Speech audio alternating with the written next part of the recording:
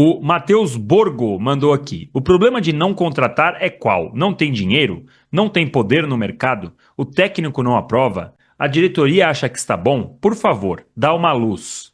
E o Temistocles mandou assim. Facincani disse que o Palmeiras está quebrado. Não tem dinheiro para contratar. Então não vem ninguém. Só tá vendendo elenco, ficando curto com preguiça. O Barros. A informação que trouxe o nosso Temistocles falando que foi o Facincani que falou. Como vocês bem sabem, eu sempre respeito a apuração de todo mundo. Não sou ao mesmo tempo que eu não sou corporativista, enfim, aquele papo que vocês já conhecem. A informação que eu tenho é que não existe nenhum problema financeiro do Palmeiras no momento, que está tudo muito bem equalizado, que o Palmeiras tem as contas bem estruturadas, que os 700 e poucos milhões que o Palmeiras gastou foram divididos em 4, 5 anos em alguns casos, né, dependendo da contratação. O Vitor Roque, por exemplo, lá teve divisão. Enfim, o próprio Marlon Freitas, que foi uma compra mais baixa, foi dividido. Então, a informação que eu tenho é que financeiramente está tudo muito bem estruturado. O Palmeiras não está sobrando como sobrou no ano passado em termos de dinheiro. A gente não vai ver uma outra temporada com 700 milhões, a não ser que muitas propostas muito boas cheguem e aí o Palmeiras acaba vendendo e vai repor. Mas, a princípio, não faz parte dos planos do Palmeiras gastar 700, 800 milhões de novo. E por que ela demora? Segundo o que me contam, o Palmeiras não quer contratar incógnitas, não quer contratar jogadores que vão ter que chegar e de repente brigar por posição. O Palmeiras quer contratar jogadores que são mais certeza. Eu sempre digo que ninguém é certeza de nada. Você pode ser o melhor jogador do mundo, contratado por alguém, que de repente não vinga, por N motivos. Não se adapta ao país, ao clima, à família, à comida, enfim, se machuca, enfim, tem um monte de coisa que pode acontecer. Mas o Palmeiras quer contratar jogadores mais prontos, por isso que aguarda. E, por fim, a gente tem que olhar o contexto deste Palmeiras recente, é que o Palmeiras é sempre mais ativo na janela do meio do ano, quando as oportunidades são melhores por conta do mercado europeu. Porque a gente está sempre no calendário diferente da Europa. Então, agora os times europeus liberam com mais dificuldade. Certo, Matheus e Temistocles? Marcel, você concorda com a estratégia do Palmeiras de contratar atletas mais preparados, mais certos, mais, enfim, mais consagrados, digamos assim? E outra, você acredita que é isso realmente que acontece? Porque assim, eu estou trazendo a informação que eles falam.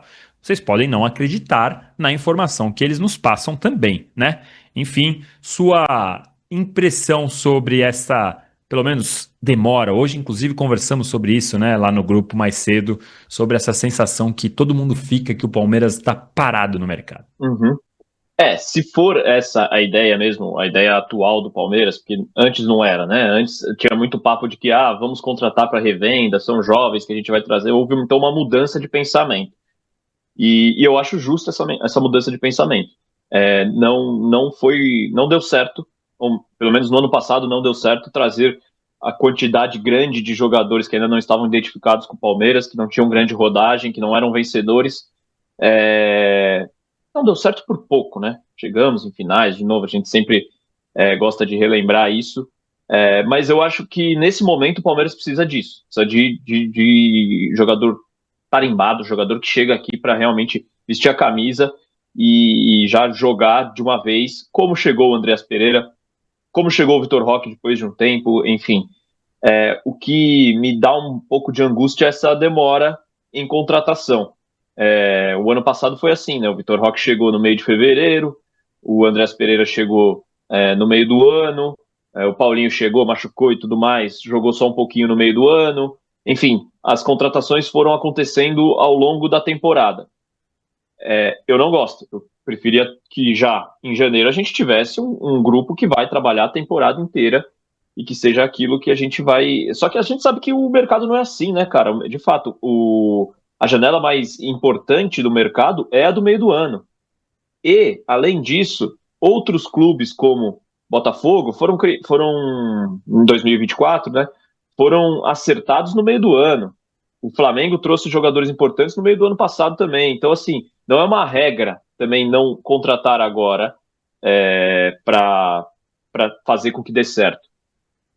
Se for para trazer jogadores para fazer experiência, Giai da vida, enfim, outros que vieram, Facundo e tal, eu preferia realmente esperar que esse primeiro semestre aqui, ele não deve definir tanta coisa. O Palmeiras tem que pelo menos ficar na briga no Brasileirão, no bolo ali de cima, e depois conseguindo na reta final, né, no segundo semestre, evoluir a ponto de chegar brigando pelo título. E na Libertadores, o Palmeiras a gente sabe, né, temporada após temporada, que o Palmeiras tem se dado muito bem nessa fase de grupos. Então, não acho que seja algo que preocupa tanto para esse momento.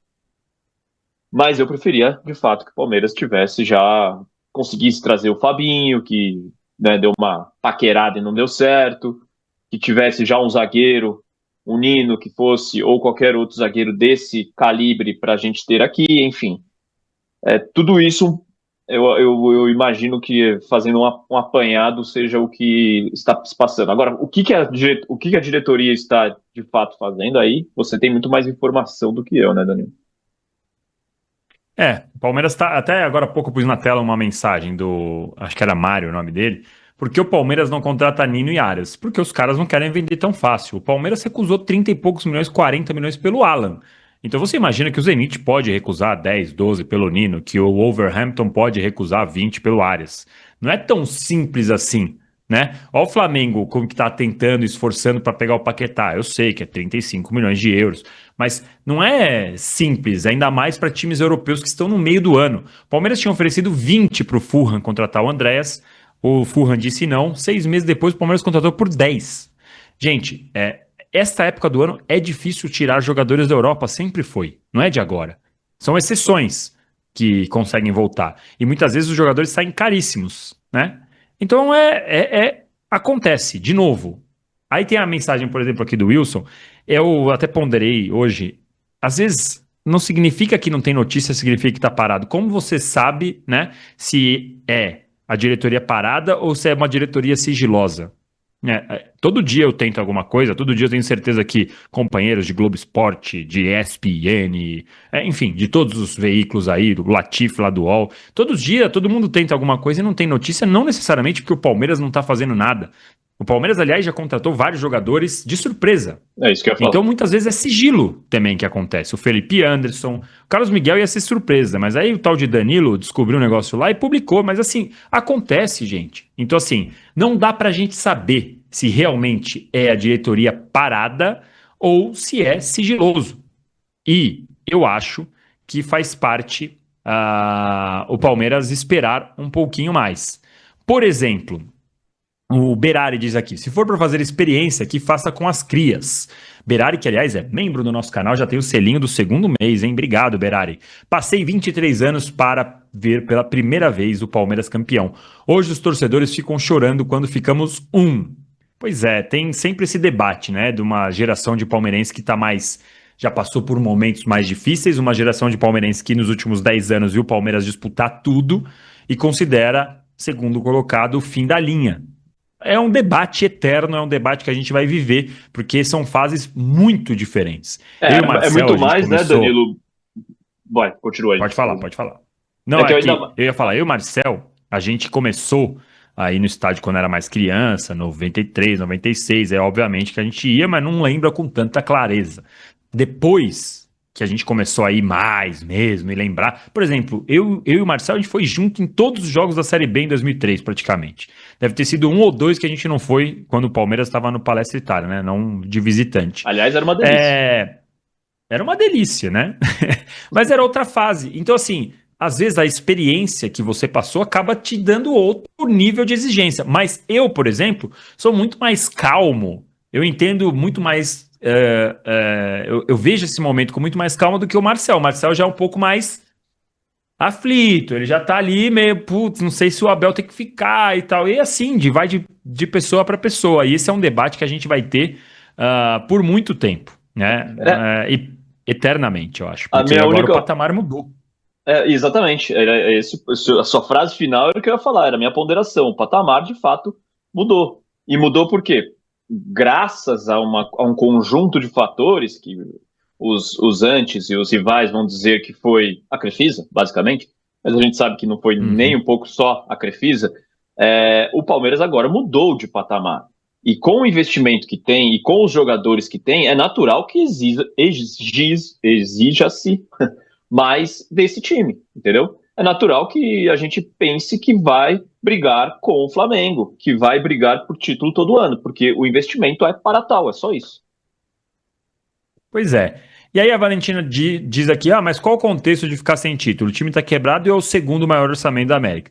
Se for olharmos por orçamento, por obrigação, você mesmo já respondeu sua pergunta. O Palmeiras tem o segundo maior orçamento e ficou na segunda colocação.